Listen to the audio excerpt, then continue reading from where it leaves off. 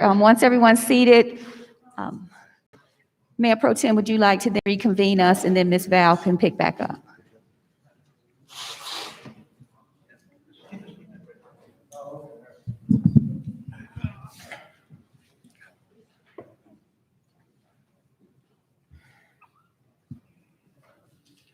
Thank you so much. Dr. Valerie Metz, you can proceed. Yes. I had given the list of themes that I heard as you all were talking, and I was wondering if, and Angie, do you want to share what you had noted as actions? Some of what I was saying are also actions, but I didn't know if you had some other things that you wanted to, that you picked up on. Otherwise, or while you're getting ready for that, let me just ask one other thing.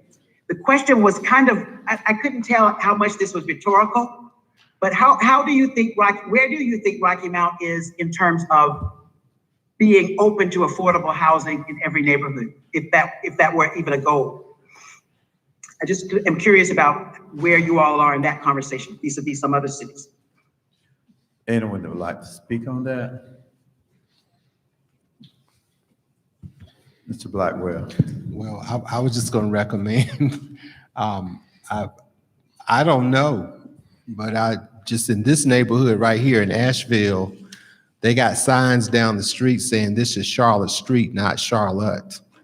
And this is Charlotte Street, not what? Well, there's a movement, Dr. Batts, underway in Asheville to have multi-family housing in formerly single family housing neighborhoods. And so normally when you hear multi-family housing, people automatically start thinking lower income, affordable housing. And so the people who are living in this community near this building, near this beautiful facility, are saying they have no appetite for what you're talking about. Now, I cannot speak. In my wards are predominantly middle, low income households. And so I don't know what that answer would be, but I would say that folks in Rocky Mount are no different from folks anywhere else. And I think that the council members, Councilmember Miller, Bullock, and Daughtridge have to speak for their neighborhoods because they represent more affluent communities and wards. But I certainly would be saddened if people in Rocky Mount have not grown to the place where they are afraid of having people of all income levels live near and in close proximity to them. I would hope we'd be able to bridge that gap in 2021. May I respond to that? Sir. Yeah. Yes. I don't think it is the income level or the color of the skin or the nationality, ethnicity. We have Caucasian, African American, Indian, Arab in Ward 7. The challenges have to do, I think, with the differences in the standards that one expects. In Ward 7, well, let me just use North Green as an example. Our covenants, when the community was developed long years ago, said no parking on the street. These days, we'd be thrilled if they parked on the street rather than in the front yard, because at the time it was developed, nobody would have conceived that a person would have built a house to live in and put their cars all over the front yard. It's just the deterioration and the differences in standards and expectations. Okay, so yeah, I hear that. Thank you for that feedback. And I do think I was raising that because I think you all may be in, this is where that recognizing, understanding, and appreciating differences, you may be in different places in your understanding of this. And part of developing the trust that I think the Asheville folks are talking about is having a space to unpack those things. This is not the space to do that, but what you said, it needs to be, what you all are talking about needs to be unpacked further. So I would like to, as we think about moving forward, stepping back enough to just get clear on what are the differences in you all's perceptions about how you are, why you are where you are. So that's what I want. I wanted to just open that door and to say that's something that we need to continue to pursue. Thank you for sharing your perspective too, Chris, and Mr. Blackwell. Trying to be formal with Yeah, I people know, that I know. we're struggling here, aren't we? Okay, Angie, if you would share any actions that you would like the group to hear before the next person One more comes. statement. I have a comment. I just wanted to be clear that as a city and as a council and as leaders, we have to be honest with ourselves and look at where the true needs are in our community. When you look at our central city and the core of our city is decaying. And what we're trying to do as a council and giving the city manager her staff direction is to rebuild and redevelop our central city, our core city, which are surrounded by older neighborhoods. And look at the need. And I was just talking to Peter Varney. I said, you're gonna have to fix all this because you came when a lot of this stuff was being developed and torn down. And I said that because they have a lot of knowledge. And, you know, if we look at the historic neighborhoods, when you compare across town to West Haven or Falls Road, you know, Dr. Burnett lived on Pennsylvania Avenue, house built in 1892. But when you look at it, it's an old house that don't have any value. It needs to be demolished. Right. But then when you ride down Falls Road, it's Tom Looney's grandfather's, who was the mayor, or Mayor Grabley's house. We got to preserve that. That was built in 1905. Mm-hmm. You know, so you go further down, the Mill Village, which most of those houses was just about to just blow over when the wind blow. But now you look at it, but not too many of those houses were demolished, and they had a different value and appreciation. And then when you come over to Little Raleigh, where I'm just saying, Dr. Lucas, Reverend Lucas, lived in Little Raleigh. I think he lived across town, but we don't have the same level of value of cultural inheritance and appreciation. And so I support a bond, yes, for all of Rocky Mount, but the greatest need are in those wards that we mentioned before. And how, you know, if we just want to put it out here, we get a bond, oh, that's a wonderful thing. And then the communities that really don't benefit from it, we're still back in the same place. So we got to have a consecrated effort and understanding, here are your greatest needs. And that's where the bulk of your money needs to be placed. Because if the city doesn't begin to do this as a housing bond, it's going to be hard to get private developers unless it's a nonprofit organization, Rocky Mount Edgecombe CDC, or the Housing Authority that values neighborhoods, people of color, and willing to do investment. And the last thing I want to say, we have had some resistance when it came to affordable housing in Rocky Mount in certain neighborhoods.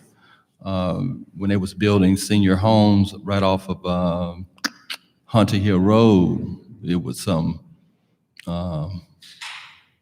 people that were against that. And even further out on Gold Rock Road, it was some people that was against that as well. And when you say affordable housing, some folks think you building houses, or it's going to be a ghetto, or it's going to be welfare folks. And you know, those are words that are stereotype words for certain people of color, and they don't want those type of homes built around them. And so it is a need for affordable housing, yes, in all of Rocky Mount, but especially, again, wards 1, 2, 3, and 4. And we cannot get off focus from that. That really has to be the driving point. But I know we have to sell this throughout the city, but we cannot, as leaders, not see that need and put the money where it really needs to be put in Rocky Mount. Thank you, Councilman Knight. At this time, before we proceed on to our land trust, Anna Zescu, who is here, Dr. Lisa Nelson Robinson would like to make some comments on behalf of our community that is here and those that are virtual. Thank you, Dr. Nelson. Give her a hand praise as she come forth here. Thanks for introducing me with all that fanfare. I just wanted to give my perspective as a member of Rocky Mount community as a whole and a resident on North Green. I live on Waterloo, right around the corner from Chris Miller. So I know of what she speaks about the cars on the lawns.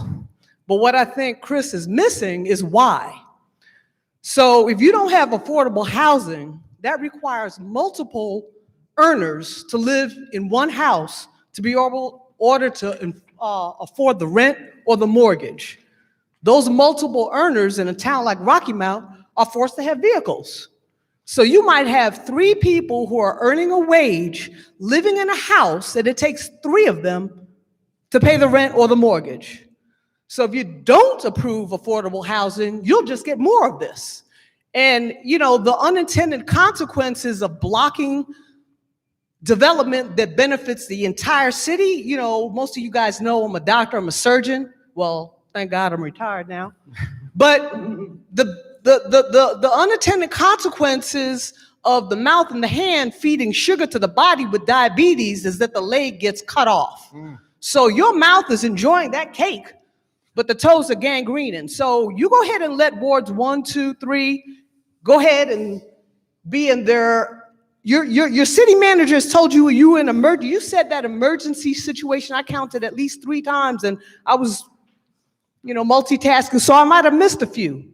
But now we've said this multiple times and you see the evidence in your own ward, but yet you fight against the remedy, which makes no sense. So whatever's affecting, whatever ills are affecting those other wards, those other people are gonna come to you. Just like the opioid epidemic. When it was crack, it was a whole different ball of wax. It was those people being criminal and irresponsible. Now it's the opioid epidemic, and now, oh, they're victims. They're ill. We have to help them. So we can't keep thinking like that because eventually the entire body will rot. But I know for a fact that on my block, the homes where there are multiple cars and some of them parked in the yard, it's multiple breadwinners in those homes trying to afford the mortgage or the rent. And so do the math and you can figure out the result. Thank you. Thank you so much. Very good. Dr. Angie, thank you. Thank you for that. What I've heard to summarize the action is the pleasure of the council is for the city manager and her staff to do due diligence and respond to a number of the things that have been summarized, and particularly the things that Val took us back to on page 11 of the strategic plan. Would that be a nod from UCM as what you heard as well? Yes, I would like to offer that at the May committee as a whole, that we'll be prepared to give the council an update on all of the recommendations and what the next steps forward would be for each one of them. Wonderful. Dr. Val, did you have anything else to add? No, I saw the recommendation. Did you all look at looking at those recommendations that are in the report is what you're saying? Yes, so when we were having technical difficulty, Councilman Blackwell reviewed those and it really, I saw a lot of nods in the room, et cetera. So in the essence of time, what the city manager is saying, yes, she and her team will be prepared to present what sounds like a preliminary plan back to this body for consideration. And then you can come back to some of these things in the discussion that you have a little later. So we now have our next speaker here, Mayor Pro Tem will be introducing her. And then we will have Peter Varney to come up for his presentation, and then we'll follow the rest of the afternoon. Thank you for your patience, everyone. Mayor Pro Tem.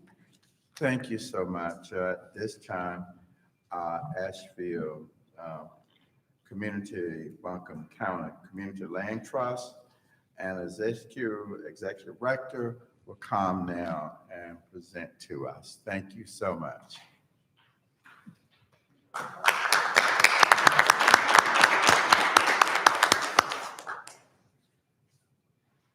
Good afternoon, everyone. Hello, good afternoon. Scoot this chair over. It doesn't look like it, but I have a knee injury, so I'm gonna wow. try to sit. And I haven't had to do an in-person presentation in over a year, so I'm used to doing it virtually, and this is a whole new ball game.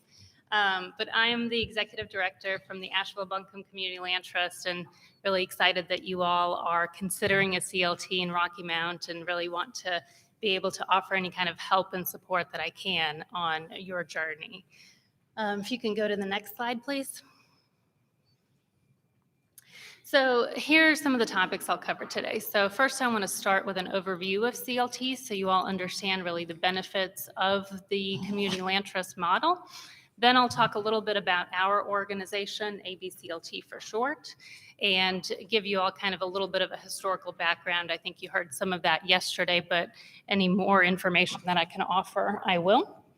And then take a deeper dive into our particular model and our particular homeownership process. Next slide. So first we'll start at looking at what are community land trusts. How is the structure organized?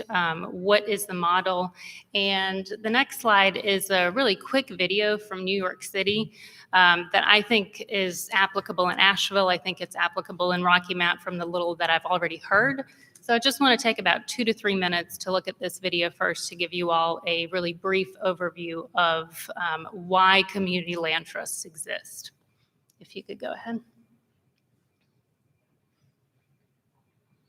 New York City is filled with hardworking people from around the world, building homes for their families and a future for their communities.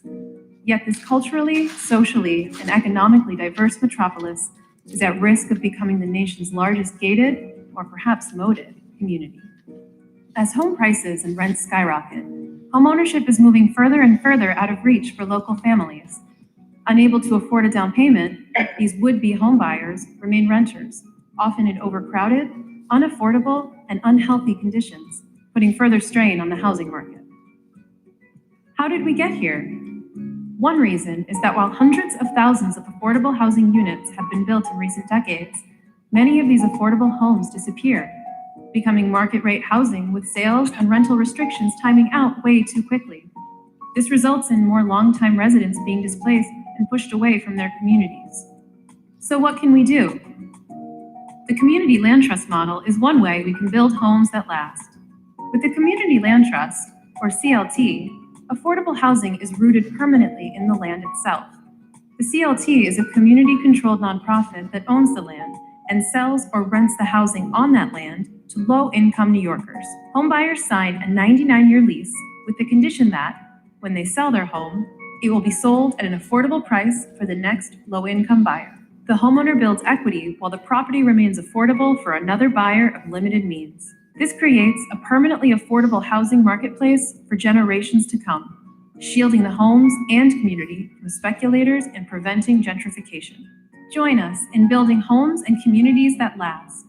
Advocate for permanently affordable homeownership by calling, visiting, writing, or tweeting at your local and state representatives.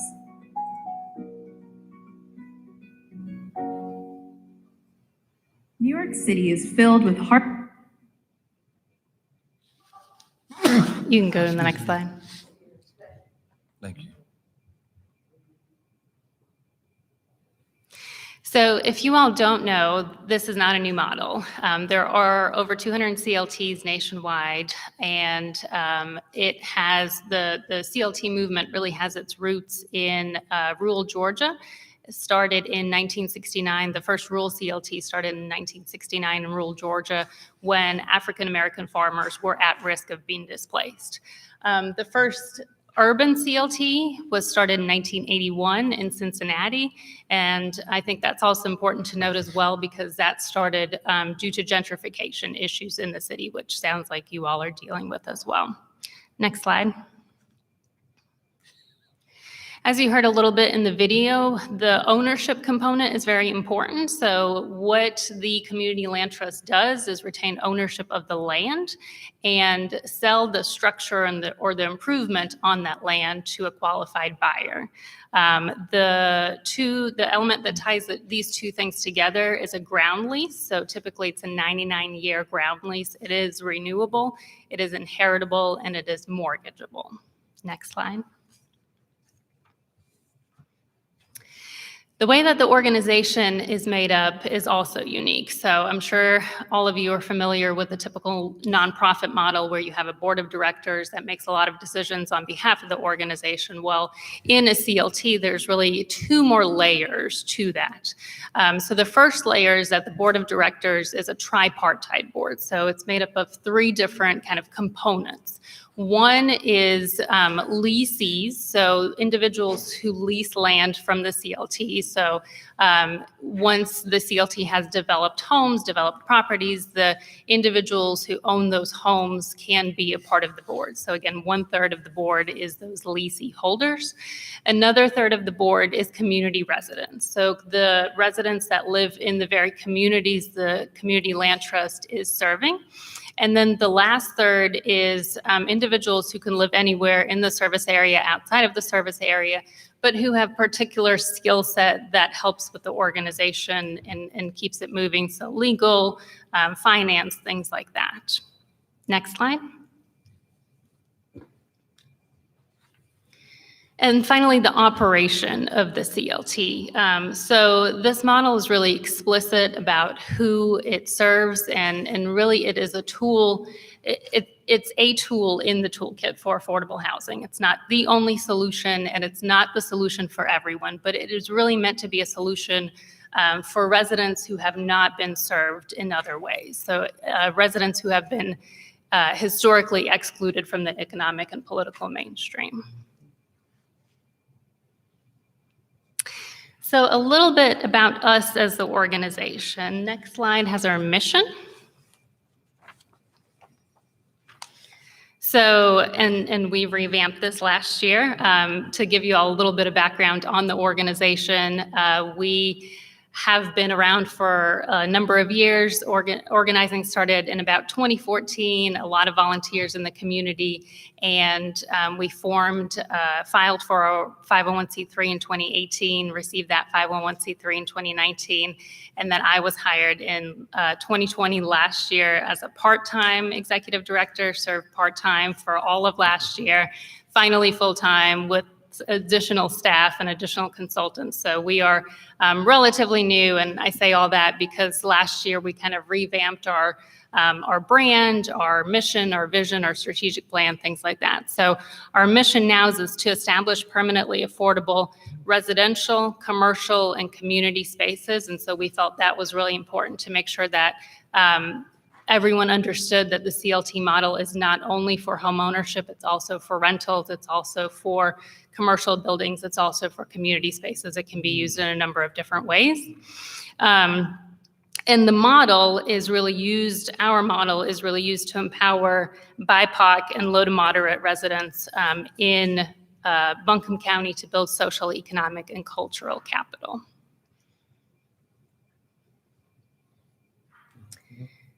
So one of the reasons, I think you all maybe heard this from the city yesterday, one of the reasons, or really the main reason that we were formed is because of the history of urban renewal in Asheville.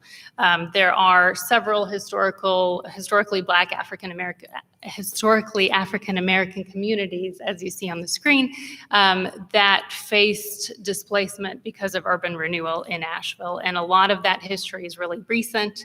It happened, it was more prominent here than a lot of other cities. It happened more recently here than a lot of other cities. So we were formed as part of the answer to reverse that pattern, bring people back to the communities where they grew up, where they used to own homes or their family used to own homes, and provide those opportunities to, again, return and stay in place in those communities.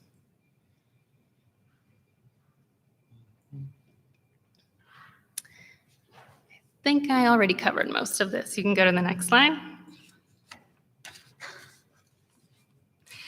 So a few benefits of community land trust. Kind of three main benefits: affordability, community, and economic stability. So the first one is affordability, and I'll just talk a little bit about what that looks like here in Asheville and Buncombe County.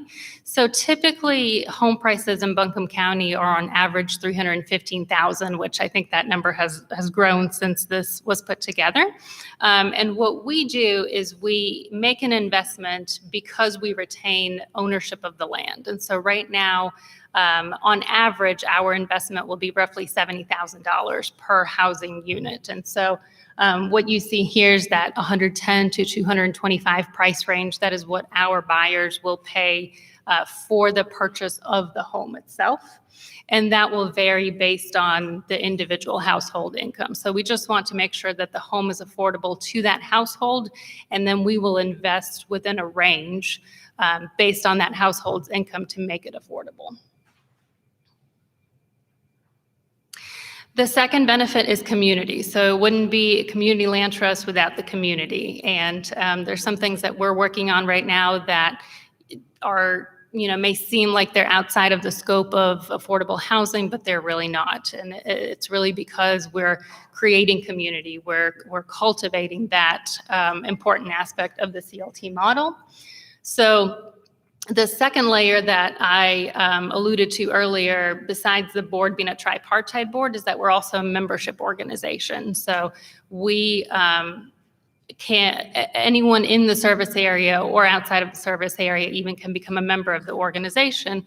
And what that does is it allows you to be part of the organization, really. So you vote to elect the board of directors, you vote on certain changes to the organization. So if we change our bylaws, that has to be approved by our membership. If we want to sell any of our land, that has to be approved by our membership. So it's really, this ownership aspect is not just the organizational ownership, but it's really community ownership. So we're really involving the broader community in the decision-making, in creating this model, and in sustaining this model for the greater good of Asheville and Buncombe County. And then economic stability. So of course, consistent mortgage payments, which you typically get with a regular mortgage, but they're also lower, and also an opportunity to build wealth. So of course, you're accumulating the equity that you're paying down the principal on your mortgage, but in our model, you're also accumulating 2.25% every year on the base price that you paid for the home. So if your home appreciates, and most homes, all homes are appreciating in Asheville right now. So for us, that's not a concern that the homes won't appreciate, but you're also building 2.25% equity on top of the base price, on top of the principal that you're paying down.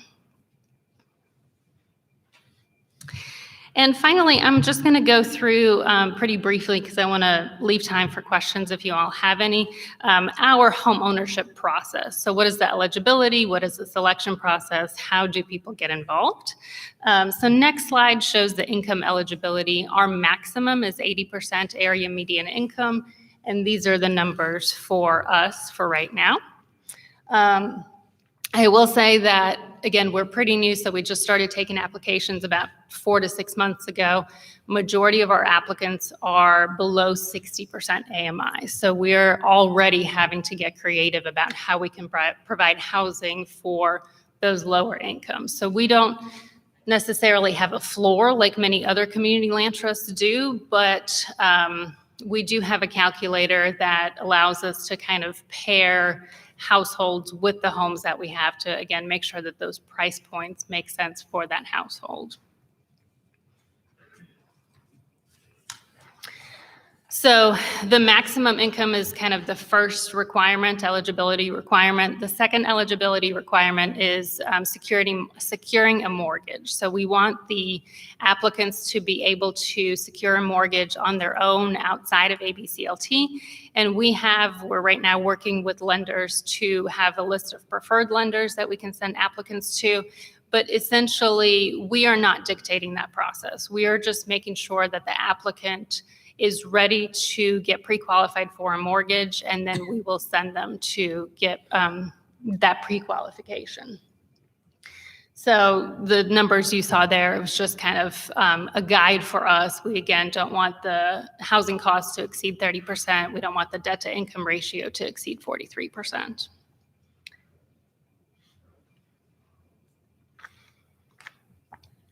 Credit score, I won't spend too much time on this, but I have it in our presentation because a lot of applicants do ask about credit score. And essentially what we do is we send our applicants, once they go through our orientation process, we send them to On Track, which is a financial organization here, a nonprofit organization that provides financial counseling. And so we have our applicants do a one-on-one with those financial counselors, and then they go to a homebuyer education class. Well, during that financial counseling, the one-on-one is really when they're going to look at your credit, your debt, your income, all of that, and try to figure out what you would pre-qualify for.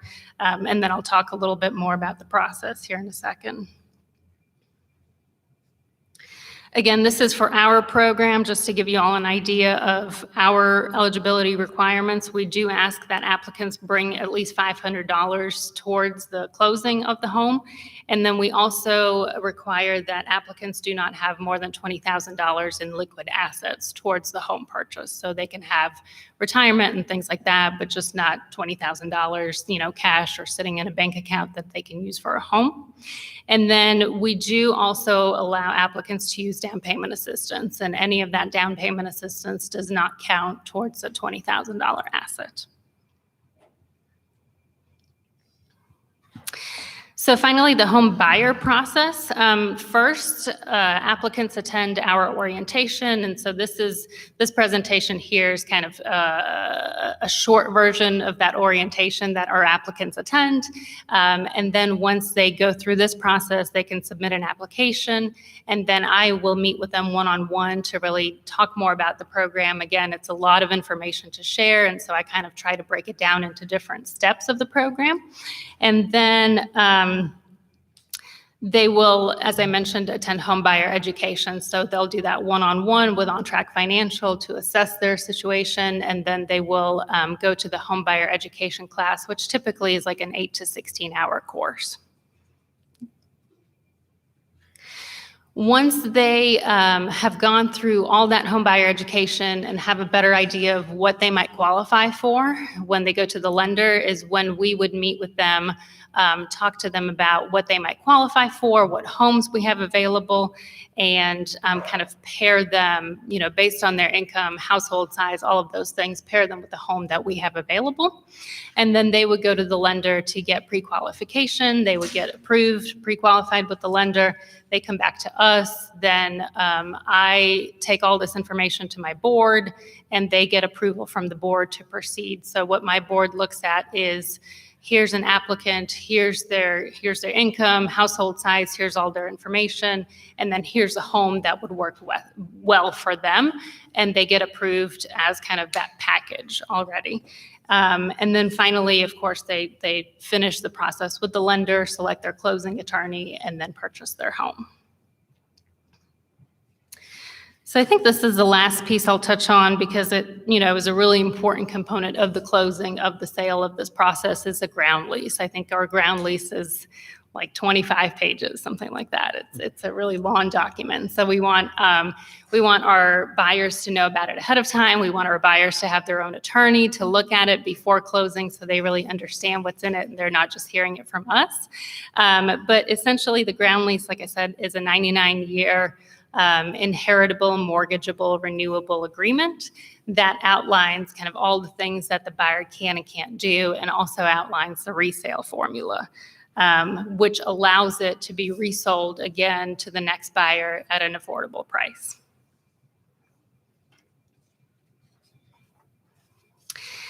The resale formula I already mentioned. In our scenario, it's 2.25% annually. And the other kind of important components to know in there, again, in our situation, we do require that the buyer lives in the home, occupies the home for 12 months out of the year. So we don't want them to rent it out. We don't want them to Airbnb it out. We want it to be their primary home. Now, if they have to leave for several months to take care of a relative or something like that, that's fine as well. And, we'll work with them on a case-by-case basis, but we really do want it to be owner-occupied. And then the lease fee that's also outlined in the ground lease is $100 a month. So 50 of that stays with us as the organization for administering all of the program and all of its components. And then the other $50 a month goes into a repair and reserve fund. So essentially, the homeowner is then able to pull from this fund at a later date if they do have any repairs that need to be made to the home. And finally, there is also a section in our ground lease that talks about a capital improvement credit. And so what that is, again, every CLT makes this decision for themselves, but what that is in our scenario is if a buyer adds something that adds or if a buyer does something that adds significant value to the home, then they can recapture some of that investment at the time of sale. So if they're adding square footage, a bathroom, a kitchen, or a bathroom or a bedroom, things like that, or even remodeling a kitchen, those are things that they can get approval from us to then recapture part of that investment when they sell the home. So I think that's everything. I hope I left some time for questions in there. That was a lot. Questions? Councilman Blackwell? I got a list, so tell me when you get tired. Okay, you want me to ask them all together or just one by one? Let's do one by one. Okay. What is the process of board selection at the onset of your organization? Yeah, that's a good question. So I also should have mentioned that I was on the founding board of the CLT in Charlotte a number of years ago. So I came to Asheville with kind of that background, and I did a lot of grassroots work in Charlotte and West Charlotte in particular. So that's kind of where my background is. But as far as board selection at the onset, I think it's like every other nonprofit where people who are interested come to the table and start having the conversations, and then you just kind of organically see who sticks around and who's committed and who has what expertise. And then you fill whatever void you may have that's not already at the table. In our scenario here in Asheville, we actually had over 100 people. So we had this huge steering committee, all these facilitated meetings, and then that kind of over time developed into different committees and then the board. So you can do it that way if you have a lot of interest, if you have a lot of people who want to do the organizing, or, in my experience in Charlotte, we started with a small group. We just started with 5 or 6 people meeting in somebody's living room and having these conversations, and we filed the paperwork and we got it going, and then eventually other people came to the table. And so again, it's just, in my experience, it's just been this organic process. And I think for a community land trust to be community oriented, that's really helpful. And for the sake of sharing the time, I won't occupy it all. So who put up your initial investment of money and land? And then do you prioritize? I saw the BIPOC reference. So are Black people suffered the most with urban renewal? Right. And I won't, natives suffer the most in losing everything. They lost a whole continent. But how do you prioritize who gets attention in the process of the home ownership? Right. Do you, if all things are equal, how do you do that? How do you do that? Yeah, so to answer your first question, we received $1 million from the city of Asheville through the housing bond referendum. And I think that was passed in 2018. So we just finalized a grant agreement with the city last year to start receiving that funding in quarterly disbursements of $250,000. And I'm happy to share that agreement with you all. They also last year committed $100,000 in operating expenses. And I thanks for asking that, because I want to really bring home the fact that we had this $1 million, but we didn't have organizational capacity. We didn't have staff. We didn't have funding to support people to execute the acquisition. So that is also really important. As far as your question about homeowners and a specific emphasis on the Black community, historically Black neighborhoods that I mentioned. So we are countywide. Most of our funding is in the city, but we do have an emphasis on those historically Black communities. And I'm actually working right now to figure out how we can prioritize. So there's fair housing laws, and there's certain things that we can't do. But what I'm learning is that we can prioritize based on households who used to live in those neighborhoods, households that were displaced, households that were affected through urban renewal. So regardless of race, but again, we know that that affected the Black community the most, right? That is how we can add layers to our selection policy, to our application, ask those questions, and make sure that we really are serving the population that was displaced historically. Any other questions? Thank you, Councilman Walker. Yes, ma'am. Thank you. Great presentation. Thank you for being with us today. I don't really have any questions. I just wanted to see if we had a copy of this PowerPoint. I didn't see it in the notebooks, but I would like to have a copy of it to just digest on my own time. Absolutely. And there's, I think you all also have some infographics that we just recently created that will give you kind of a better overview of that. So we can make sure that all our council get a copy. Yes, sir. Thank you, Councilman Walker. Okay. Councilman. I think you touched on it a little bit. How can a family build equity in the property? Yes, so of course you're building equity because you're making your mortgage payments, and the principal payments are what you're going to get back when you sell the home. But again, in our scenario, we have that added layer of 2.25%. So the base price of the home is what we sell the home to the buyer. So let's say we sell the home for $200,000. So every year on that $200,000, the homeowner accumulates 2.25%.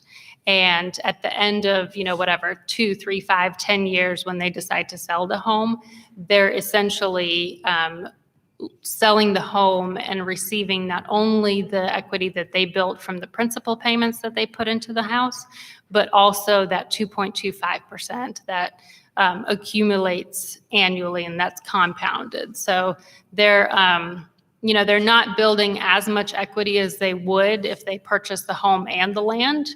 But one, they're purchasing the home at the onset for a lot less than they would if they were to purchase it on the open market. And two, it's not necessarily, so I compare this a lot to the Habitat model. I used to work at Habitat, so I know that model very well. And so Habitat, of course, prioritizes individual and household wealth, right? And so this is different because what we do is we create community wealth. And so you're giving up some of that individual wealth. You're not able to build as much as you would if you purchased a Habitat home or on the open market, but you're building community wealth. You're building community stability. This model is really making sure that communities are not 100% gentrified. We have a mix of incomes in all the communities. We have diversity in all the communities. And so that is really a key component of this model. And I think if you all are working on selling this idea, this concept to your city, that's really important to drive home, because you're, again, doing it for the entire community to make sure that people are able to remain in place, people are able to come back. Thank you. I have Councilman Blackwood. Was trying to wait my turn again. So you addressed on the first go round, you addressed how you got your initial investment of infusion of capital. Did the city also deed you land as well, or did the community deed that, or how did you? And I have one more question after that. Let me just ask a second. Sure, go for it. So have you had experience with commercial development? I'm really impressed by the fact that you were broad in your perspective, that it wanted to be public space and housing and commercial as well, which is Right. very important because people need full Right. neighborhoods. Right. So have you had experience in that as well? Right. So your first question, I'm sorry, is around, Land, Thank how you. did you Yes. acquire your initial land? yes. So we have not gotten any land from the city yet, but we're currently slated to get 2 vacant parcels of land from the city. So I think next week we're meeting with the neighborhood residents in those communities where that land is. And so again, these are small single-family lots, but they did an RFP process and we were chosen as the finalist for that RFP process. We do hope to get more land in the future. We hope to get larger parcels of land in the future as well. And we hope to work with the county also and other municipalities in the county to be able to get some land. So our first home purchase, which I think you all maybe drove by it yesterday, was a Habitat house. So we have that partnership with Habitat. We haven't done any work together with them, but we were able to purchase the existing home from them. So that was a lot cheaper than it would have cost us if we purchased a home on the open market. And then your second question, I'm blanking again. Commercial. That's Commercial, around- thank you. I know you're young. I'm not young. Well, I'm not making that comment. But Well- as far as the agency is concerned, Yes. CLT, have you had a chance to do commercial? Yes, so I am really excited about commercial as well. And, you know, the history of urban renewal and especially what happened here in Asheville, I know this happened in a lot of other cities, but virtually all of the Black businesses were displaced, right? And so that has to be a priority in what we're doing. We have to create spaces for people of color to be able to have their businesses and to be able to afford those rents. We have not yet had a commercial development, but we did have an opportunity last year to acquire a commercial building in one of the historically Black communities and work with the Preservation Society here to restore it and then have our offices in there and potentially an incubator and things like that. Unfortunately, the community did not want to rezone that building to commercial. So we honored the community and backed out of the deal. We were under contract, but we backed out of the deal. I think that building is going to get demolished again, unfortunately, but that's what the community thinks is best. So we are always looking for other opportunities and think that is a really important part of the model. In addition to commercial, we can also acquire land for community gardens, for open spaces, things like that. So really anything that is a benefit to the community, we can be a part of it.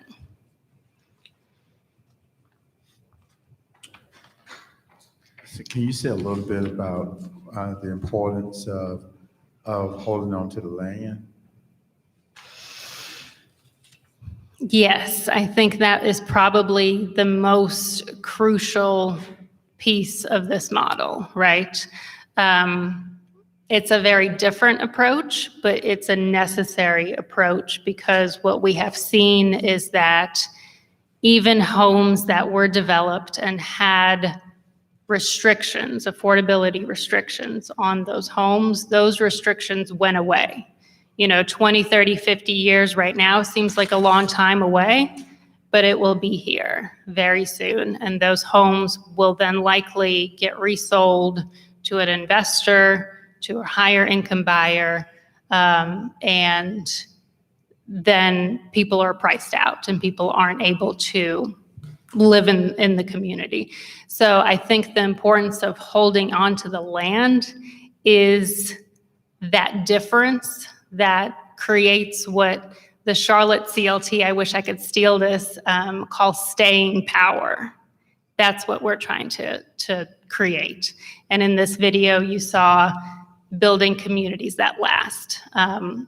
I also like to talk about development without displacement. And so you really can't do any of that without holding on to the land in perpetuity and making sure that there's community ownership of that land. Thank you. Any other questions, comments? If not, let's give Anna a hand praise. We do have a gift for you.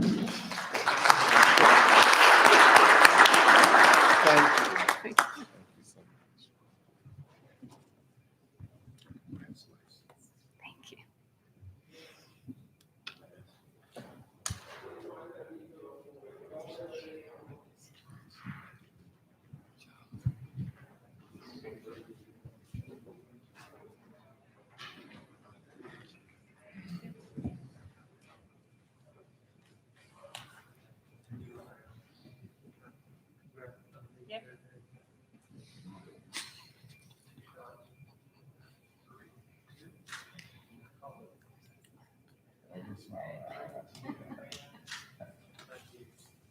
Thank you so much.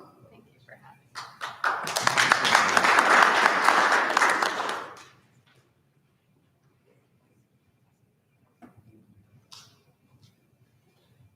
Yes. Val?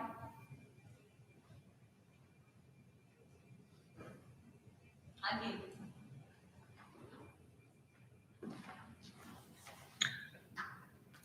I was taking notes around the presentation and the questions, and I thought that the council folks were asking good questions about how the land trust, the community land trust, came to be, and it was a great example of addressing historic inequities.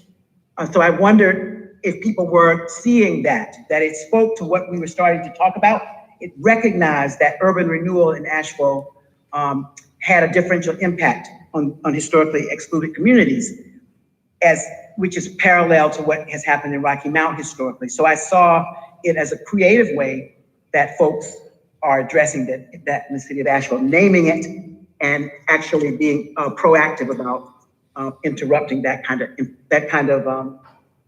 exclusion. And I wondered how, I think that part of our discussion might be, how did that land on you all, given where you are right now in your journey? I think that would be for a discussion after the next presentation, I'm assuming. What are you thinking and feeling about this option? And how does it relate to the question of equity? And I think it also spoke to the need to, the comment from the floor before we started this about having a deep conversation about how not addressing housing works against everyone having equal access to what they need to be healthy in the world. So I think we need to keep talking about that. And I thought this was a great example of how you might approach it. I don't know if you all want to, I didn't think we were processing now. I thought we were going to go to the next person, Yes, to the next presenter, and then, so Angie, help me with that. Yes, we are going to. Okay, so then we can process all of that after the next. Yes. Thank you so much, Dr. Batts. At this time, we have presenting to us our current housing creation opportunities, Beale Street, Holland Street, or Polk School and others that Peter Varney, our Community and Business Development, will come and present to us as he comes, and let's thank him for being.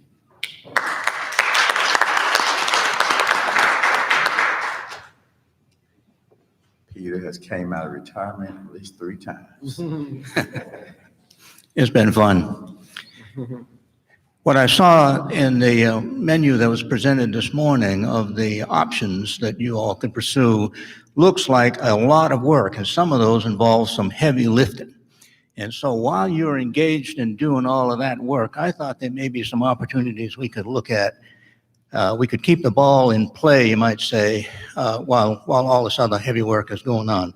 So I wanted to look at a couple of projects, project possibilities, and also want to show you what some of the work we have done with rehabilitation work. So let's see.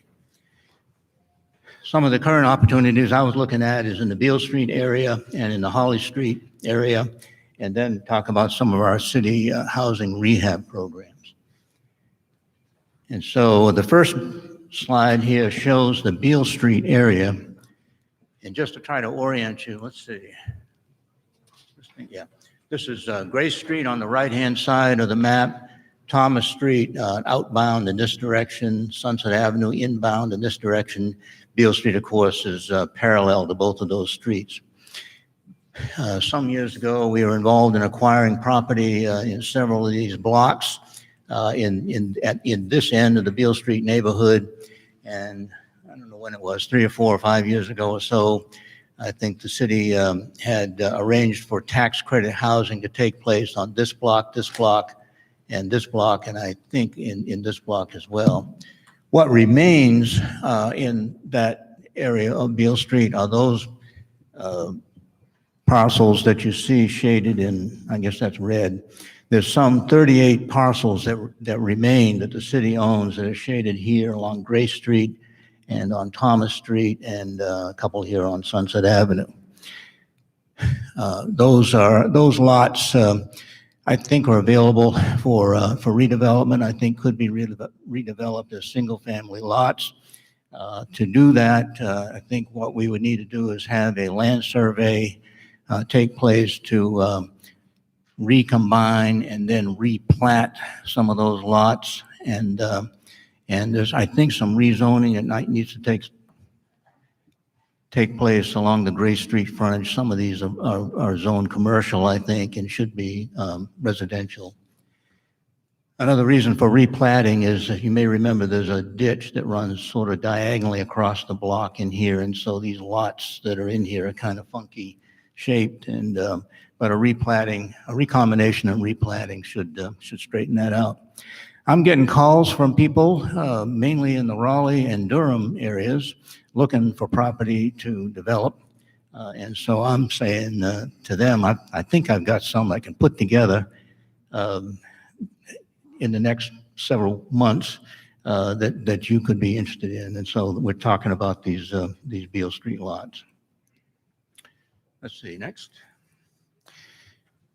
This slide doesn't show exactly what I wanted it to show. This is the Holly Street neighborhood, and to orient you, this is East Grand Avenue that runs along the top, Coleman Avenue along the east side. This is Goldleaf Street, and let's see, Atlantic Avenue corridor is this street right here. What this slide shows is code enforcement activity taking place, or that's underway, in other words, in the Holly Street neighborhood. What I wanted it to show is houses that are boarded up in the neighborhood. There's some overlap. Some of these are boarded up, but this doesn't show exactly what I want to show. But still, it's enough of a slide to talk from. And so what I've been thinking about or looking at is, let's see, in this block that's bounded, let's see, where the old Planters Warehouse used to be, Holly Street here, I think this is Park Avenue, Woodland Avenue over here. This is the Pope School, just to orient you right there. Some years ago when Charles was here, Charles Penny bought the Planters Warehouse, tore it down, and then subdivided the property into single-family lots, and then engaged a developer to develop those lots as single-family homes. And so that is the beginning of what I think of as the Holly Street Revitalization Program. Since that took place, and since I have retired, the city has acquired property that I think was vacant property along the Holly Street corridor there, and has proceeded with the development of those lots for single-family, new construction, single-family development. And so the thought that I'm trying to process is that it appears to me there's some opportunity to continue that Holly Street revitalization. And if I can find Myrtle Avenue, let's see, where am I? I think it's right here, Myrtle Avenue. The 500 block of Myrtle Avenue is up here. Every house on the west side of that block of 500 is boarded up and abandoned. And a couple of houses boarded up in the 400 block, and I think there's one house boarded up that faces East Grand Avenue. So, and there are some others that are clustered together. I think there's some grouped together at Goldleaf and Carolina Avenue, somewhere in that neighborhood. What I was wanting to try to work on, if it could, would be trying to acquire these houses that are boarded up, that are clustered together, grouped together, in order that we could look at either renovating those houses if that's possible to do. I don't know what the condition of the houses is in the beginning, but as Mr. Knight pointed out, some of these are among the oldest homes in the city.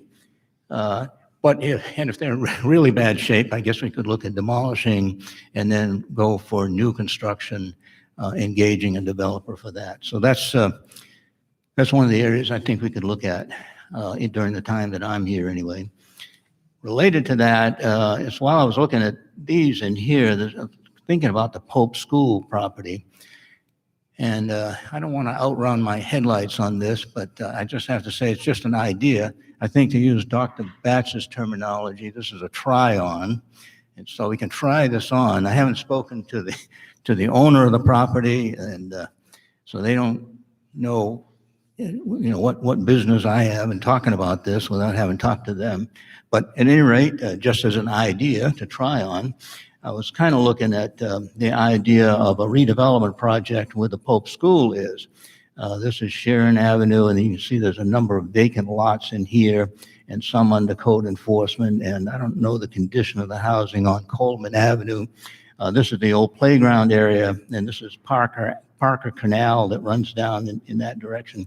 I suspect that the playground area would be considered floodplain and so may not be developable. But what the idea, the concept would be to spend a little bit of money, if we could do this, on an architectural and engineering evaluation of the site, which include the school, but also some of the land area right around it, to see if it makes sense. This would be a high-level look at, does it make sense to try to do some kind of a housing project in that area, which could involve the school and some of the single-family lots around there. So that's just an idea to try on.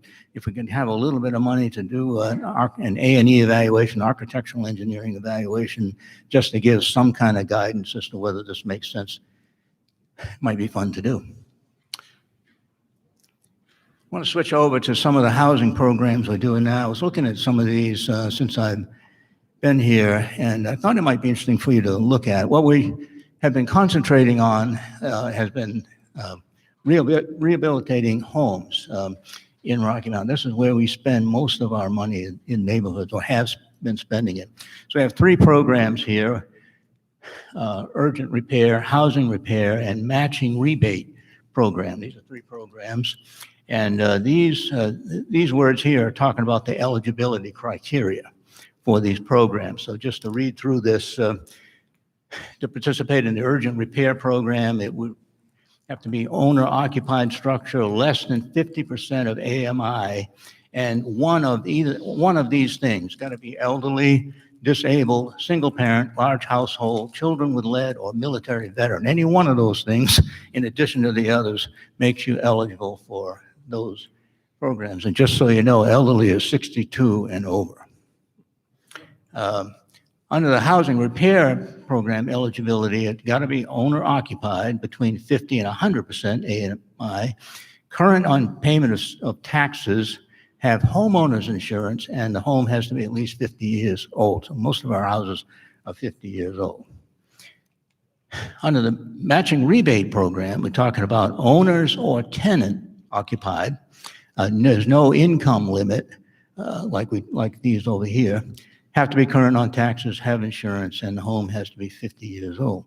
And you can see in these categories below where the money comes from. This is the North Carolina Housing Finance Agency, matched with the city, CDBG money matched with the city, and city funding here. Next slide, please. And so these are the numbers of what's been done. So you can see, I think these programs began in 2018. This is after I left.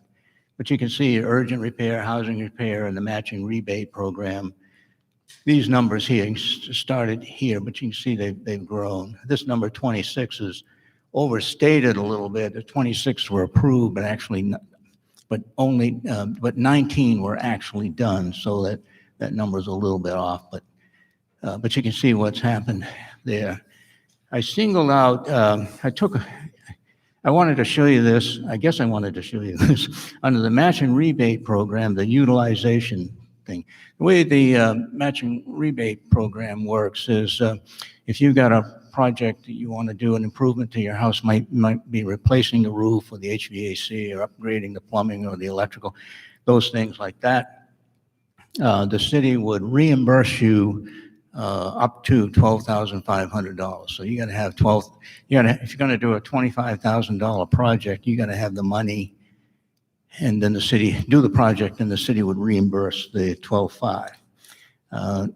In the beginning years, you can see the percentage of owner occupied was about 2/3, you might say, and about 1/3 of investor owned.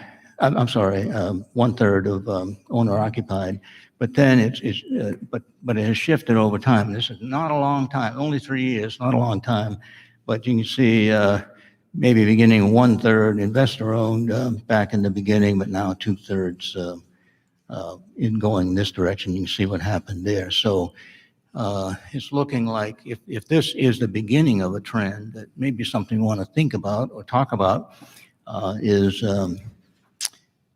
how we want this matching rebate program to work. So just something to look at. I've been spending a little bit of time trying to look at tightening some of the provisions that are in the accountability provisions that are in the matching rebate program policy. And so I'm trying to finalize that so I can get it on up to the manager's office, and maybe you all can look at those and talk about those sometime later on. That's it, I think. All right? Councilman Blackwell. Yes, sir. Thank you, Brother Martin. I got to stay right there because the questions I have for you. There's a blinding light here. So That's right. So with the matching rebate utilization, and I appreciate this trend because I don't think I've seen. If I have, I must not have paid attention to it. So when we created the program, we really wanted to be broad. We wanted it to speak to both homeowners as well as individuals who own the properties. But we did not put any stipulations on affordability. And so my assumption was that people who were in line to receive that investment were folks who were living in the properties. And I just keep hearing from those people that the money is run out. So it looks like the people who are getting the first crack at these matching rebates are actually investors, which is nothing wrong with that as long as they aren't increasing the rents on the property with the city's investment. So I would hope that part of your recommendation that comes back to the manager's office is that we have a way of ensuring long-term affordability, just like Asheville did with those long-term rebates, those 20-year tax credits or whatever. I mean, you got a period of affordability. Yeah, period of affordability where we're able to get our investment back, and we're keeping properties that we're investing affordable in those marginalized communities. So I hope that's something that we're doing. I haven't looked at that. Everybody hear the question or the comment? Yes. Could you repeat it, Repeat it. please? Repeat it. Well, let's see. Let me take a shot. Let me take a shot at it because they had a lot in there. What Councilman Blackwell said was that the intent of the program, the matching rebate program, was to provide a broad opportunity for both homeowners and investors to upgrade homes, and upgrading homes for people who live there and own the home, but also tenants who are living in these homes. And I think the concern was that the investors who would participate in the program would participate, but without raising the rent. They'd want to keep the rent the same, or possibly reduce the rent if it's possible to do that, to keep the rent rates affordable. Have I captured that sort of right? That's captured correctly. So my response on that is I've been looking more at accountability concerns about the policy, and I have not looked at that. And the existing policy, the way it's drafted, does not have any discussion in there about what the rent is for those investor-owned properties. It doesn't have that. It could be, it could be added as a condition because the demand is there. The demand is there for this program. When you say you hear there's no money, people are saying to you all, I applied for the program and there's no money. You tell me there's no money. Well, the answer is right. There's no money because we spend the money out.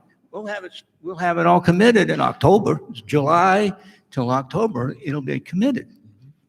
So, and the other thing too that we might want to consider, even for individuals who are living in the property that are homeowners, we don't want to match money for a flip to occur either. You know, do we have any kind of requirements on that? We want to be able to keep them in their homes. we haven't had, to my knowledge, there hasn't been an issue about flips. Most of our participants are elderly. That's the highest category of participation. The next is single-parent households. So if there's flippers in there, there might be one or two, but I don't think there's going to be many of those. Thank you. Councilman Boyd. Just as observation, talking about developers who are benefiting from the grants that we have in place.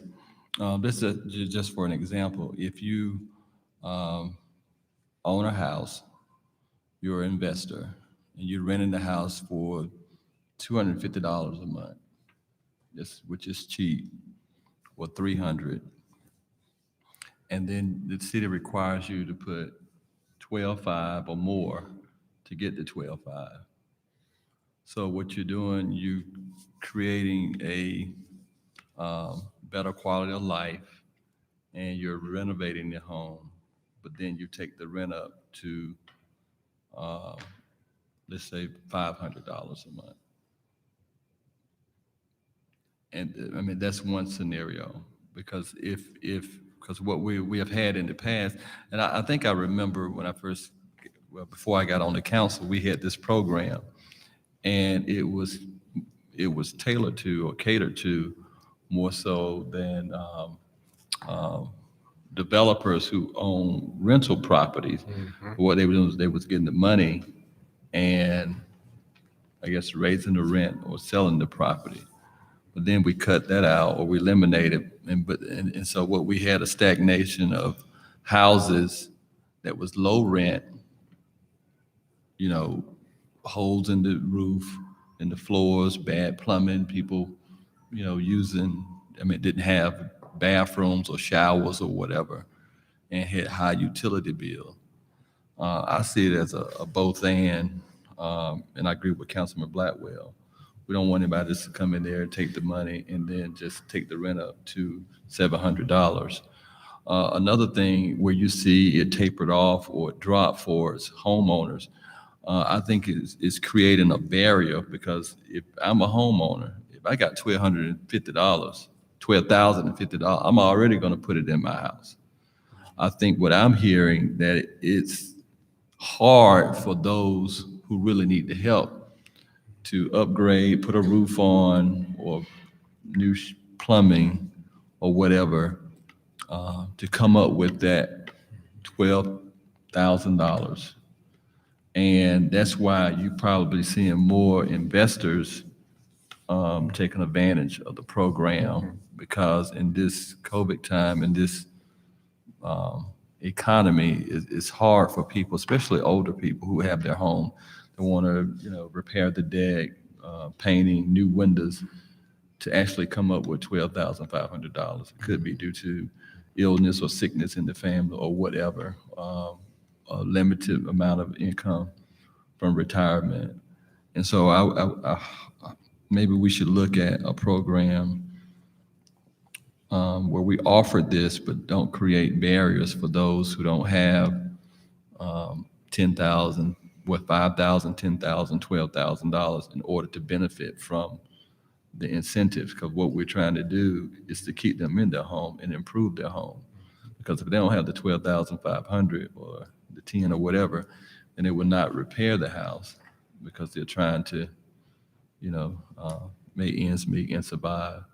So I think we need to just look at those programs and just tailor it to our needs and see where we're getting the most bang for our buck.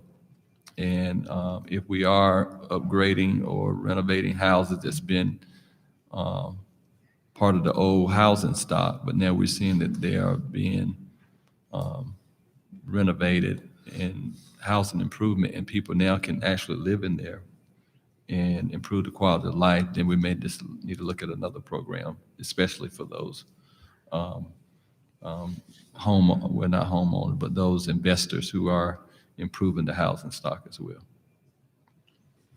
That's a lot of words, and I don't know if I can begin to capture all of that for those who may not have heard, but what I'm hearing is an expression of concern about maybe an imbalance in the access to money that investors have compared to what homeowners have. Is that sort of the basic kernel of the idea?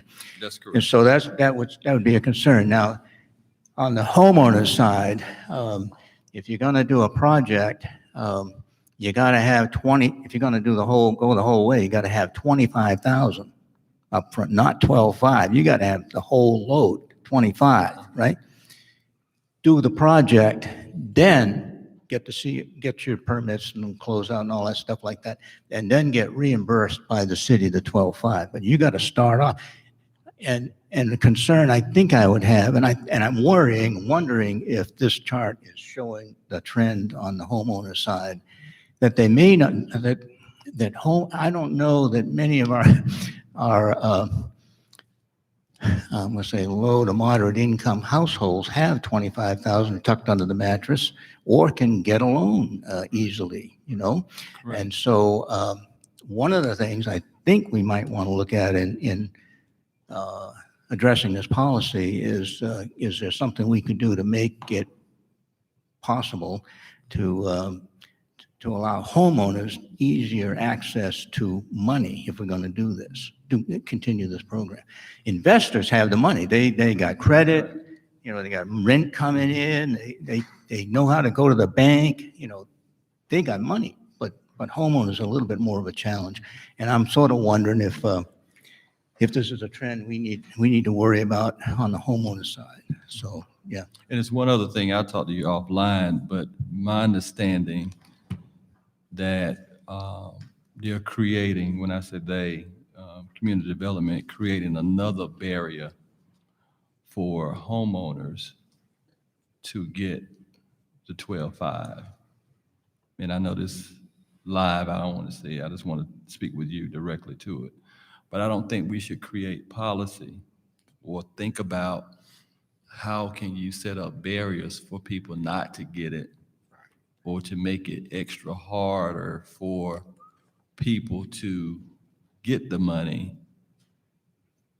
If the work has been done, if it's been inspected, then, the material had to been bought and the label had to been, So we don't want to create all these extra layers of bureaucracy that prevent people or deter people from getting it. And so I've just heard about it from a constituent, and I think we need to kind of look at that.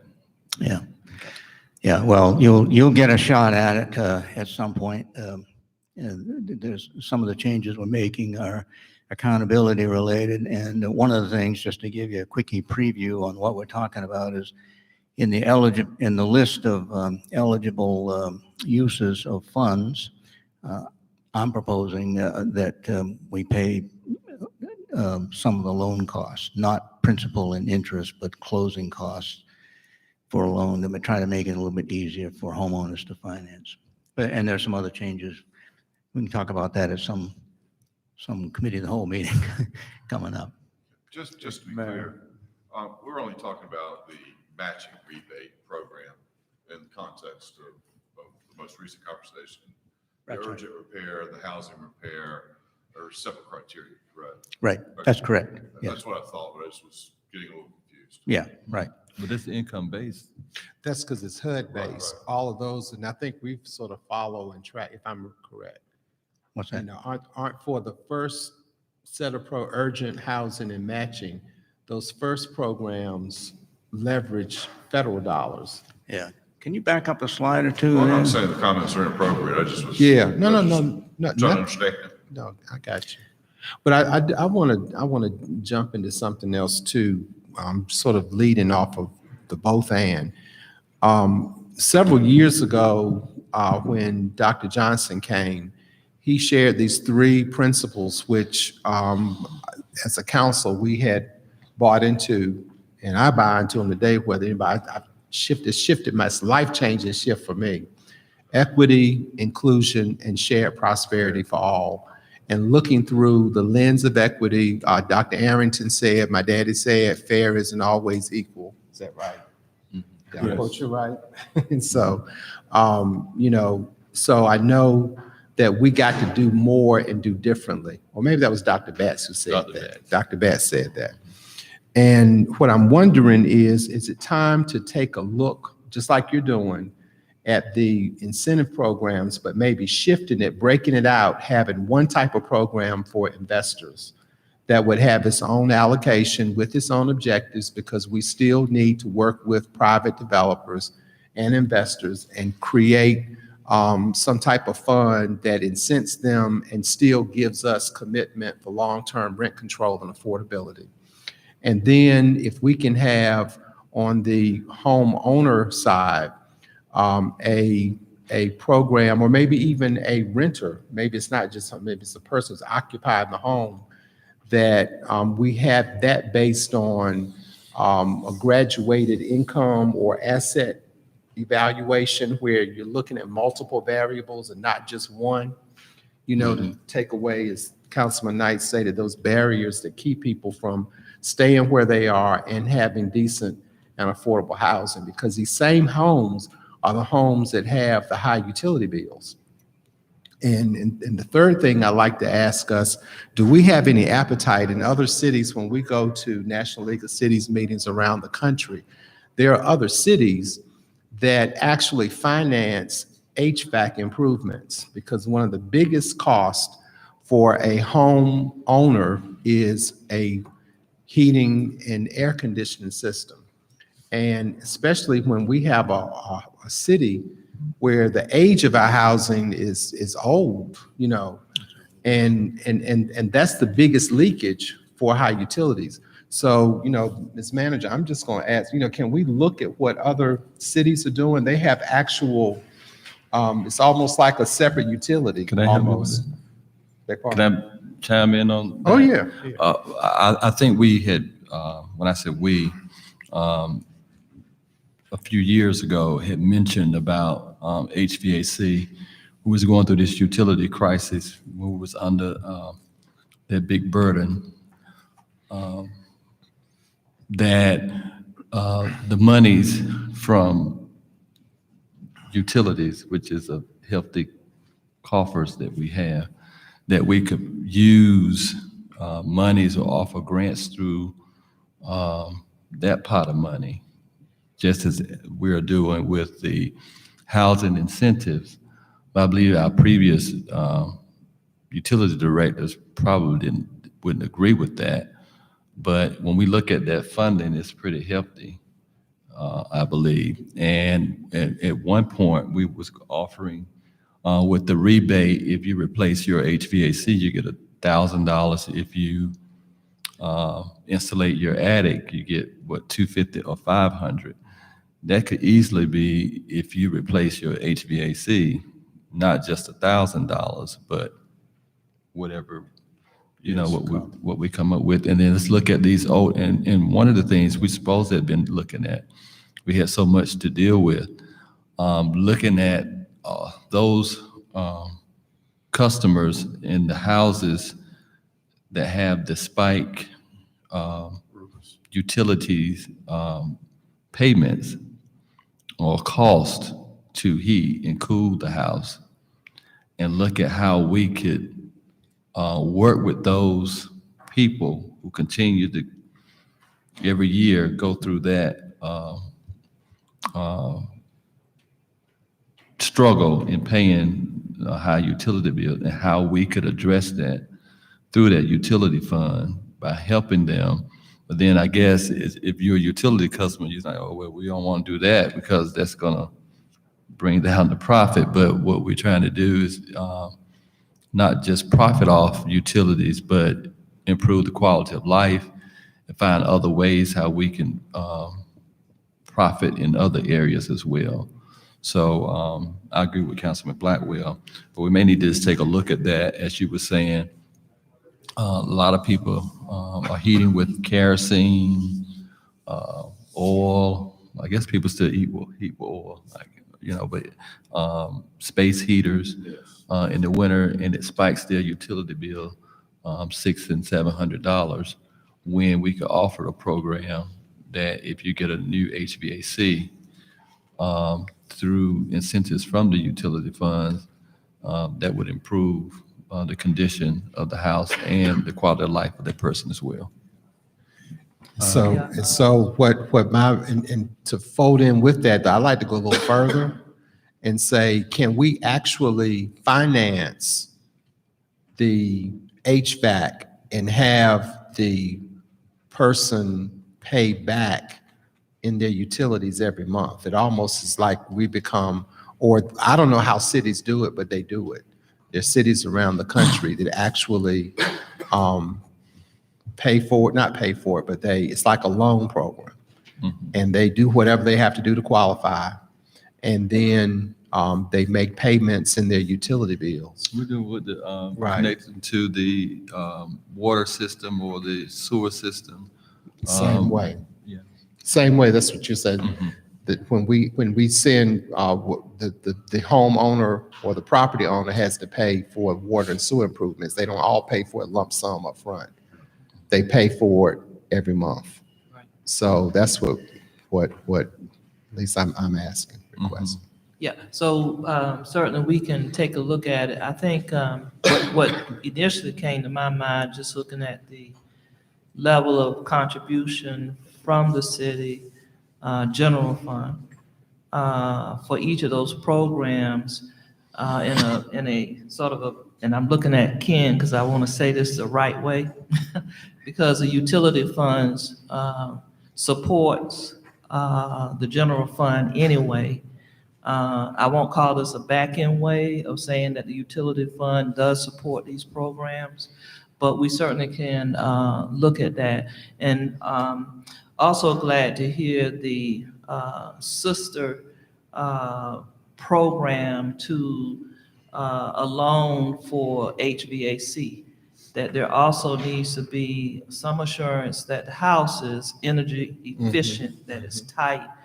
That's where you get the real benefit, not only for a new HVAC system, but also the energy efficient windows and roofs and all that needs to go into that, the installations in the attic and in the walls and so forth. So we would want to look at this as a complete energy efficient program for these houses. The other comment that I will make, if you go back to a previous slide that shows the number of houses that we're able to assist with these programs. And I think that's what starts this conversation about, yes, you are using the revenues, the resources that you have available, but I can assure you that the needs far exceed any of those years combined. Mm-hmm. And it gets back to the point that we made earlier, and that is that we're really dealing with older individuals as well as single head households with children. The most vulnerable populations in any community are in those categories. And so that's why it's important now for us to take very bold steps if we're going to position our families for, not only today, but also for the future. The single most important aspect of anybody's living condition is where they live. And the city, I think, has been bold in terms of using the resources that it has available. We just have to increase the pot and do more, far more, because far more is needed. Councilman Walker and Councilman Daughtry. Thank you. Thank you, Mr. Peter, for your presentation. It's been a pleasure working with you in your short time here, and I thank you for your expertise and your knowledge. Yes, sir. I wanted to ask That's what he thinks. a couple of questions. I wanted to first ask about the housing repair grant. I see that it's HUD funding, but I wanted to see, because I get a lot of calls from constituents that say they are told that they make too much money. So I kind of, and that these are individuals that are on Social Security, fixed income. So I kind of wanted to see if there was a way in which we had something that we could create that addresses that. And I know we can't meet every need, but it seems to be that we have a lot of individuals within the city that say they are denied because they make too much, but then they don't have enough capital in order to be approved for the matching rebate. So how do we bridge that gap with individuals that are in that category? Everybody get that? How do we address an issue where we're hearing from some people that they are not able to qualify for some of these programs because they make too much money? And how do we address that? Can you go back, let's see, one slide, I think. One way to think about it is like this. You have these three programs that are addressing rehabilitation issues, and you can see they kind of graduate by income. So in other words, owner occupied less than 50% of AMI. And one of these things, most of these are elderly, and the second category is single parent. But so this addresses those people who are in the very lower income group. And you can see we step up a little bit here again, talking about owner occupied, but closer to AMI. And then here there's no income limit, so maybe make too much money for this, or maybe make too much money for this, but there's no limit on this. So what these do is sort of graduate, you might say, by income. Should we look at some additional programs for rehabilitation, or maybe for new construction or whatever? I'm not sure. Yes, we should look at all of those. These programs, these funds get committed early in the year. When you open the gates in July, we're pretty much committed by Thanksgiving. I think one strategy where you see the funding coming from sources other than the city. Yeah. They have certain requirements to it. So HUD, for example, in the housing repair program, has a specific regulation that we have to follow because it is HUD funding. So one way perhaps is to, even though the city contributes to it, I think we mix it all together and hold the same requirements for that same pool of money. So one way of addressing that would be to separate it out. So the HUD funding deals with the requirement for 50% of AMI, and the city funding, which is from the general fund and doesn't have those same kind of restrictions, can be used. I mean, that's another way addressing that so that you can serve people who are not income restricted to benefit for housing repairs. So that might be something, Pete, that we can sit down and talk about. Yeah, in the urgent repair program, for example,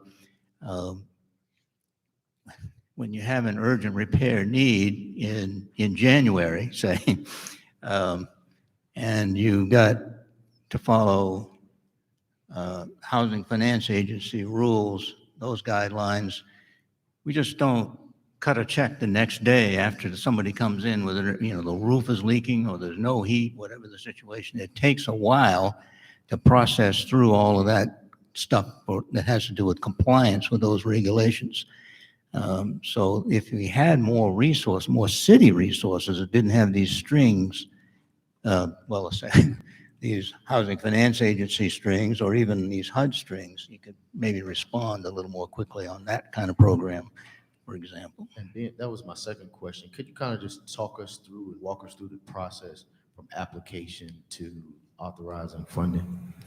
For any of these, people come in, we open the gates in July, and then people come in. The office is full of people applying for the various programs, whichever one it is. And we have our staff there in the community development section who are assisting them in filling out their applications, getting their information together, and all of those things like that. And our folks are passionate about trying to help people when they come in, and they want to help them put together their applications and get those processed through. And so what I've seen is that moves fairly quickly and fairly smoothly. With the matching rebate program, I guess we do have a glitch or two in there because people will come in and open up an application, and they'll show the needs. They'll have quotes and bids for the things that they want to have done, a new roof or new HVAC system, something like that. But where they get stuck, if they're a homeowner, is I don't have the $25,000. And so you all, I know you've heard complaints. I went in and I applied for money, and I couldn't get any money because I didn't qualify. Well, they didn't have the $25,000 up front. That matching rebate program is kicking some of those out for that reason. And maybe splitting, as has been suggested, splitting that program into two parts, maybe one for homeowners and then one for landlords or investor owners with different sets of rules might help us through some of that. Thank you. Mr. Daltrey. Obviously, there's a huge need. I think no one can argue that around everything we've talked about today. And one thing that I have looked at in the past, I think the city, we have the capability of loaning money. I think the statute allows us to loan money, provided we do have a repayment. We as a city council can set the standards and so forth. So I think we have that ability to do that. One thought, and I'm just throwing ideas out, we've got the $13 million that we have coming to us from the, I want to say CARES money.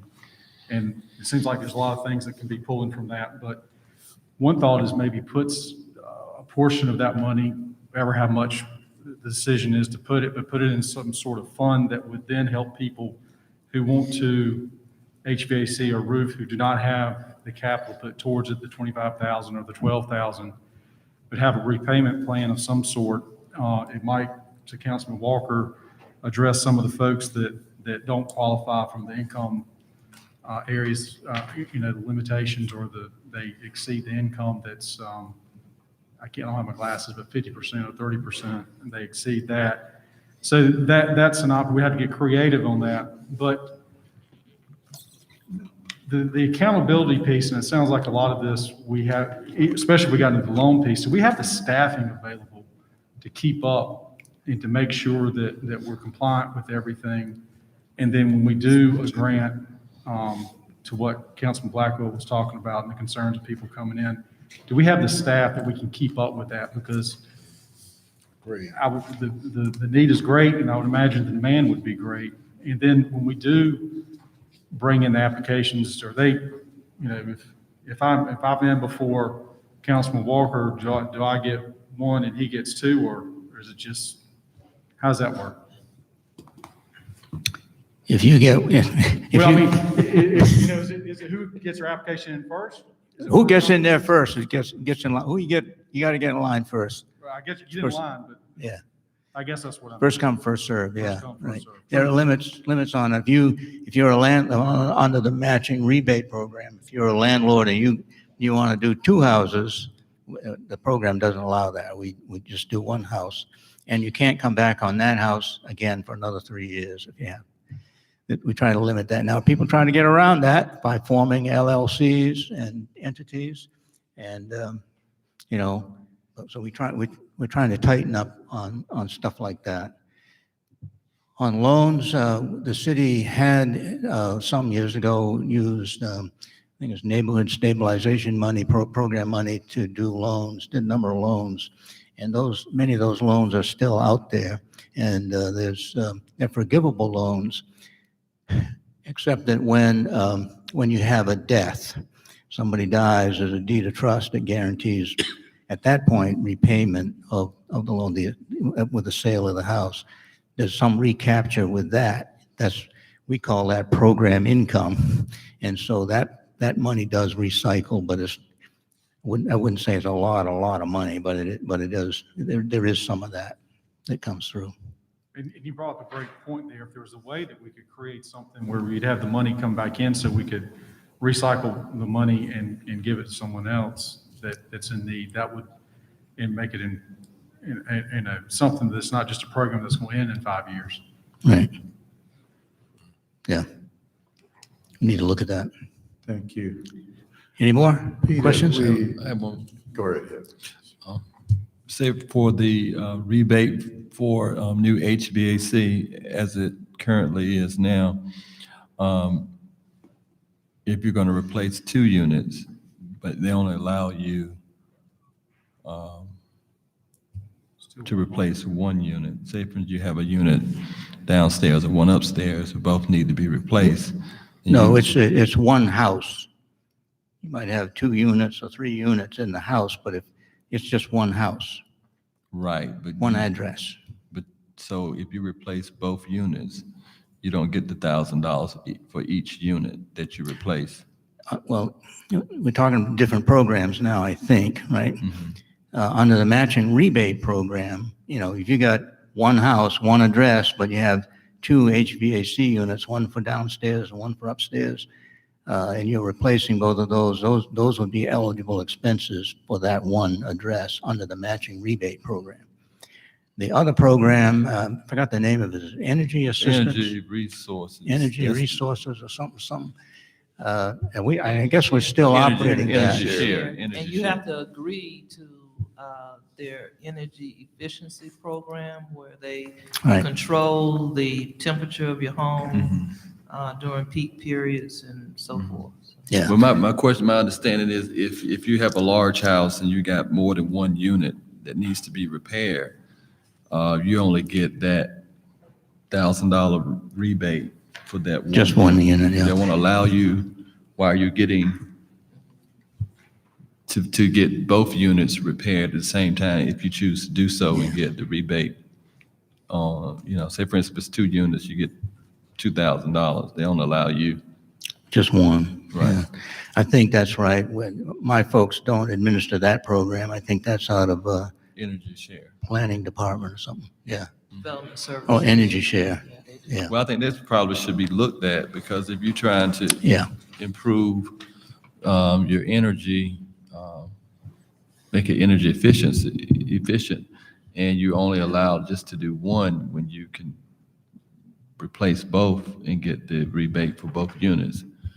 So I don't know if I guess that's a policy change, more or less, that we can look at.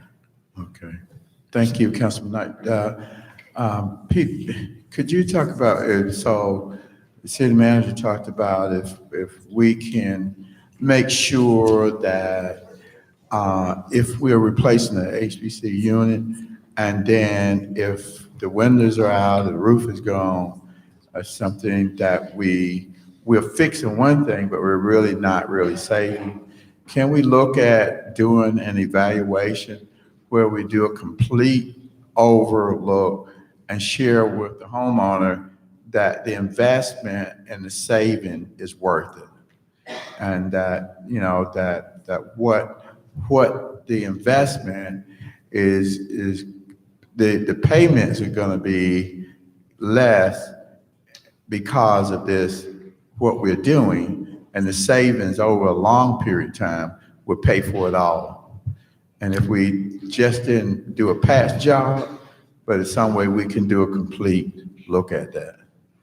Yeah, we'll need to look at that. What we're doing is responding to what the applicant comes into us with, and that's kind of governed by how much money they're willing or they have available to put in. So they'll come in, say they come in, with just HVAC, but they need new windows, Yeah. or need insulation somewhere, or whatever it is. But they have enough money to do the one thing that they really want to do, but don't have enough money for their share of the rest of it. We need to look at that. We do have an inspector now on our staff who does go and look at these houses, what's in the application, and then as the work is going on, and then after the work is done, so we can see what they have to work with. So we'll have to look at that, see if we can encourage them to go as far as they can with these improvements. Yes, and I think that would be wise. Would be. I've overrun my 10 minutes, I think. There was one, I'm sorry. Yes. There's one question that came up, says, please talk about community wealth building. We're beginning, I think, an experiment in one neighborhood in particular with community wealth building, and that's in the Berkshire neighborhood. Berkshire neighborhood has had a homeowners association or community neighborhood association, but they more formally organized and arranged for themselves to receive 501c3 designation. There was one house in the neighborhood that I think was on Duncan Drive that was in need of repair or basically abandoned. And the community association arranged for the owners to donate that property to the association. Then the association went and raised some money on their own. And I'm trying to remember, did they have money also from the city in that? Yes. They did. And so the combination of funding from what they raised among themselves and city funding ended out in that house being completely renovated. And it's a beautiful renovation job it was too, completed. And so what they have done is sold that house, and then the net proceeds from that sale they can plan to continue to use for continuing to upgrade other houses in the neighborhood. There's one at 701 Lincoln, I think I have the address right, which basically is a tear down. I think the people that were in that house divorced and went away and just ran away from the house altogether. They had a big hole in the roof, a lot of rot around the sills, and just extensive damage around the house. And so the neighborhood association has just acquired that property, and they're now getting their bids and going to use their money for demolition of that property. And the plan is for them to build a new house in that neighborhood. If that model could be replicated, that's a great model. It's a wealth building model for a community, for a neighborhood. And this is a great neighborhood to work in because it's mostly homeowner occupied. So many of our other inner city neighborhoods are mostly tenant occupied, not homeowner occupied, but this is a homeowner occupied neighborhood. And so they are able to pull themselves together, and they've got great leadership with a lot of capability and a lot of talent within their leadership. So they're able to get this done. But if this could be replicated through our other neighborhoods, that's really what we would want to see ideally. As you'll see, as you've seen here, and as you'll see at your work session on Monday, we're talking about spending a lot of money, HUD money and grant money and so on, continuing in these efforts to upgrade housing, especially in the inner city neighborhood. But whenever we can have a neighborhood kind of pull themselves up on their own, that's really a great thing to see. Hope we can replicate that. Thank you. Thank you all very much. Thank you, Peter. At this time, Dr. Angie and Dr. Valerie will give us wrap up. Dr. Valerie. Thank you so much. Peter, do we want to give him a round of applause, a hand? Yeah. Wow. So this one was interesting to watch and and listen to. I think what I see as themes from this is you all really digging into how do we address the need to provide to make things economically viable. How do we make sure we have long-term stability in housing that addresses the fact that many people cannot afford some of the current programs that we have. And there were, so there was the action step is continuing to identify the barriers and to address ways to make money more available and accessible for people who would not be able to access it, and who are not investors. There was a lot of conversation about the need to look at the programs differently for investors and for homeowners. And I think I also heard again the theme that we'd heard also from the Asheville folks of a program for investors that engages them in equity and inclusion and shared prosperity, so that it's not all just the bottom line, but it's also investing in the community. There was also the need to deepen the way that the community looks at all of its programming with respect to equity, so that we lift everyone. Then there was some specific examples, some specific options being discussed regarding using the money for HVAC, for looking at utility funds, looking at energy efficient programming, specifics like that, which we'll put in the notes. And then there was the question about, the constituents who are seen as, who say, I can't get this program because I make too much money. And so there was some deep dive on options for addressing that issue. There were 3 of those. And then there was the discussion about, as we received the 13 million from this new program that's coming down from the feds, what is there a portion of that we might set up as a loan fund? So that's another creative idea for addressing some of these short-term quick fix needs. And then how do we support the long-term stability of home owning? That came up again. And then how do we educate folks who are seeking to improve their properties on how to do it in a way that has the home in the long run be more energy efficient and more economically viable.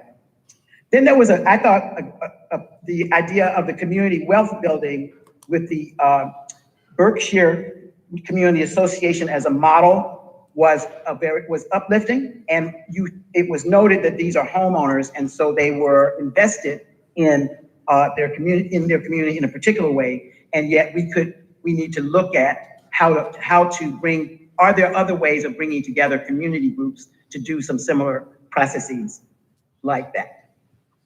So those are thoughts that came up as I was listening. I mean, those were themes that came up as I was listening. And I think that the work of the council will be sorting through these various options and seeing what's going to be viable here in Rocky Mount, or there in Rocky Mount. I know you're all in Asheville. Okay, that's what I got. Thank you, Dr. Batts. Thank everyone for being here. We've had a good and productive day, and at this time, I would say that this meeting is adjourned. We will convene back here tomorrow morning, recess back here tomorrow morning at 9 o'clock. Thank you so much, and we will have breakfast. And we do have dinner this evening. Again, thank you. I ask you to continue to converse on this.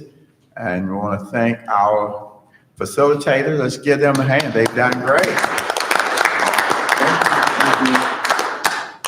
I want to get you to come to all our city council meetings. We're adjourned. Recess. Oh, I was going to suggest some homework